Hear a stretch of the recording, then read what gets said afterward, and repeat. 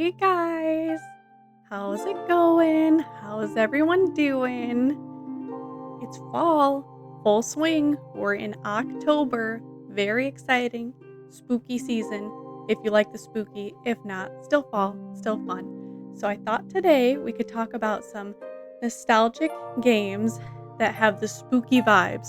So they're not necessarily horror games, although one I would say definitely leans more into horror than the others. But these are great games that I highly recommend. They are 10 out of 10 for me.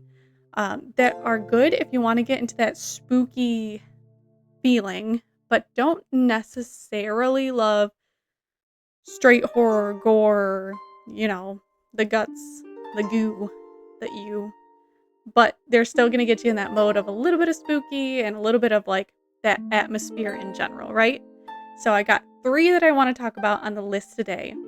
So the first one, the oldest one of my OG games, like one of the first games I remember playing ever, was on the Sega Genesis, and it is Altered Beast. I believe it came out late 80s, but I played it in the 90s. So it's a side-scrolling beat 'em up kind of game, and I believe I want to say you're summoned by Zeus to save his daughter.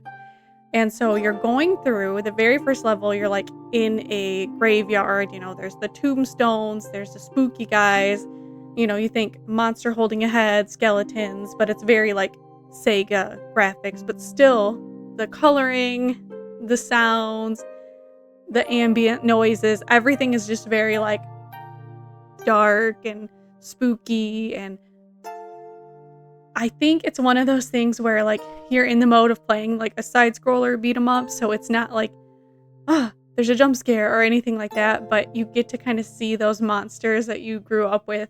And then there's also some Greek mythology, so there's the undead, there's some of the Greek mythology, those kinds of monsters, if you're familiar with any of that, and you kind of see them throughout. I think there's like 5 levels or so. It is so hard though. Now, mind you, when I originally played this game, I was like 4, 5. My brother was obviously the star in actually beating this game, but I was really at that point just able to hold a controller, press a button. I was the kind of player who was like, oh, yeah, again, I've talked about this before. I was the Tails of Sonic and Tails, and I was also the one who would always like hit the button to use your super move, your super special, when you didn't need it. So I don't really know why my brother liked playing games with me or hanging out with me at all, but he did, and that worked out in my favor because now I love games forever. But anyways, Altered Beast, lots of fun. You are going through and you are powering up to becoming a beast in every level, so you can become different types of beasts in each level. One of the very popular, famous ones that everyone thinks of when they think of Altered Beast is like the Wolfman, right? So yeah, highly recommend. 10 out of 10. Check it out. You're gonna love it. It's fun. It's hard. But again, it'll get you in the spooky mood without being too scary.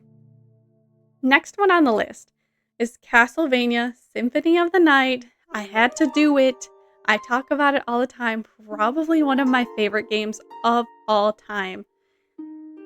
It's everything, okay? So you're gonna play as Alucard, who is Dracula's son. I'll try not to give too many spoilers. But basically, you're going back to Dracula's castle. You're trying to find out some answers to some mysterious things going on. You're looking to find Victor Belmont, who is from a previous game, but part of the Belmont family, very famous, obviously. The atmosphere of the castle is everything. Each level, each new room. I mean, obviously, you have creatures in the castle who do not want you to be there. You have wolves, you have skeletons, you have all these different enemies that are so cool. You're gonna love it. And scary. You think of like classic horror, again, tropes. You're gonna see them. They're in Dracula's castle, right? But you also you develop relationships with different people who do not hate you in the castle as you go on to, and that's a lot of fun. Little zany antics going on there. But again, the levels are it just holds up to this day. Like, even though it's a PlayStation game, graphics aren't everything here. You can still see it, and it's so artistically pleasing, okay? You're gonna love it.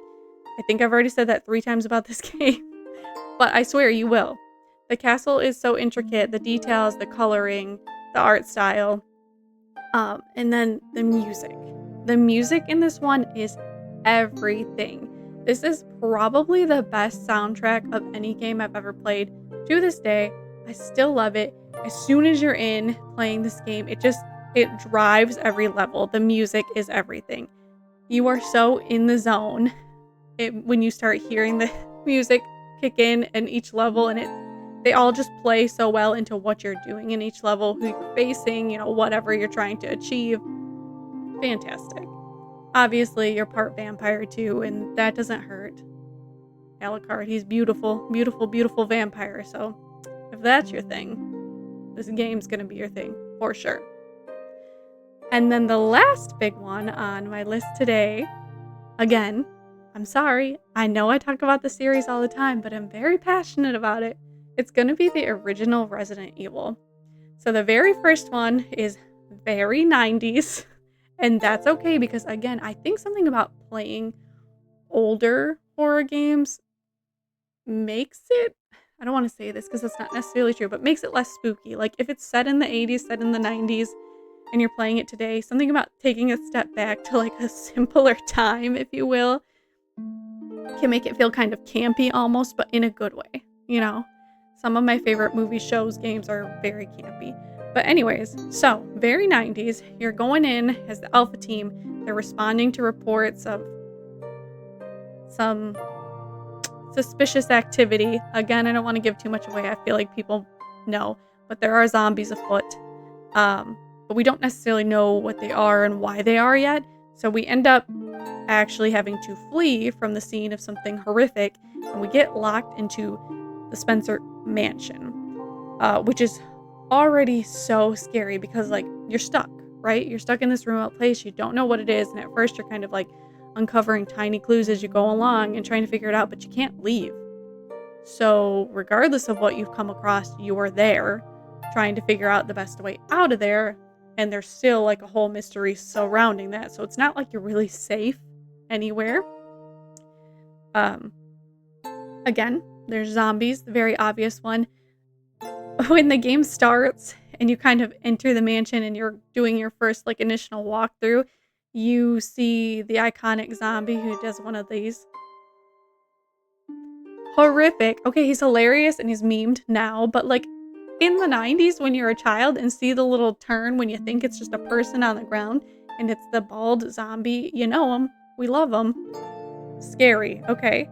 And then also you're gonna encounter more creatures, more bosses, more mystery.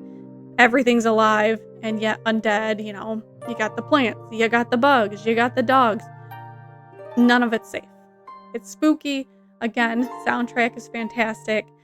There are 2 different storylines to this, which is cool. Originally, there was like a canon ending that I don't even know if you can get now.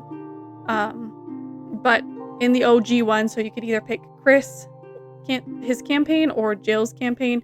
I always preferred Jill's campaign, and I've talked about this before too. They kind of dog on Chris in the first one. He's just not as accessible. I think Jill is just set up with a better storyline and just equipped better for everything, and she's the master lockpicker, so what more do you need? She can pretty much get you in anywhere. Chris can't even read music, and they let you know that right away.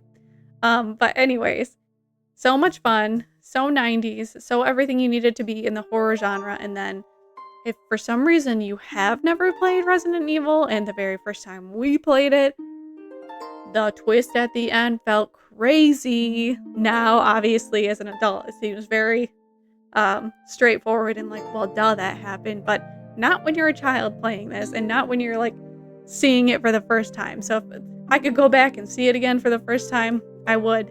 And even though I've seen it so many times, these are 3 games that I would play over and over and over again. They just hold up.